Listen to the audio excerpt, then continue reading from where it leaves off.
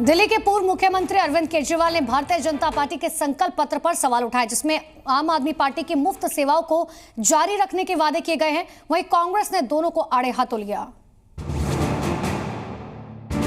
दिल्ली चुनाव को लेकर बीजेपी ने शुक्रवार को अपना संकल्प पत्र जारी किया, जिसमें महिलाओं और स्वास्थ्य योजनाओं पर बड़े वादे किए गए।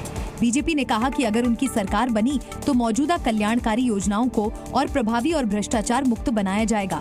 इस पर दिल्ली के पूर्व मुख्यमंत्री अरविंद केजरीवाल ने तंज कसते हुए बीजेपी पर तीखा पलटवार किया।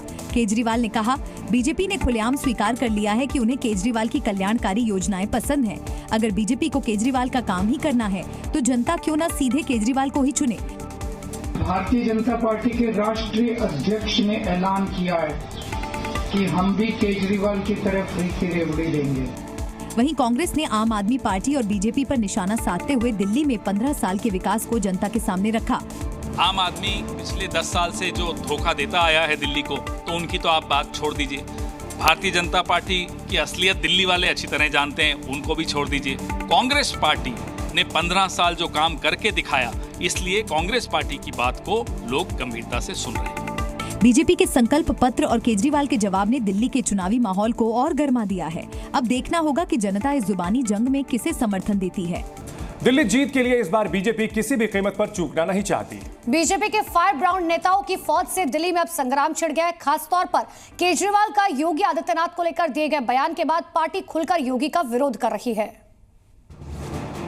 दिल्ली के चुनावी रण में अब माहौल गरमाने लगा है, क्योंकि बीजेपी ने अपने हिंदुत्व ब्रांड और आक्रामक प्रचार के लिए फेमस नेताओं को दिल्ली के मिशन की कमान सौंप दी है। हरियाणा और महाराष्ट्र में धमाकेदार प्रदर्शन के बाद बीजेपी के फायर ब्रांड नेता अब दिल्ली को भी भगवा रंग में रंगने की पूरी तैयारी है। बीजेपी के 40 स्टार प्रचारकों की फहरिस्त में योगी सबसे टॉप पर हैं। उनके बयानों और कट्टर हिंदुत्व वाली छवि और क्लियर मैसेज से विपक्ष कुछ ज्यादा ही चिढ़ा हुआ है।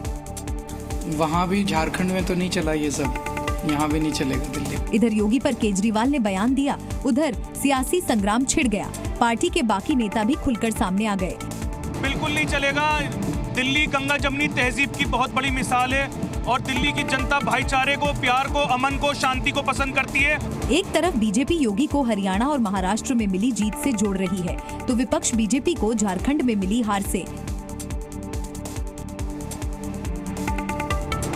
दिल्ली चुनाव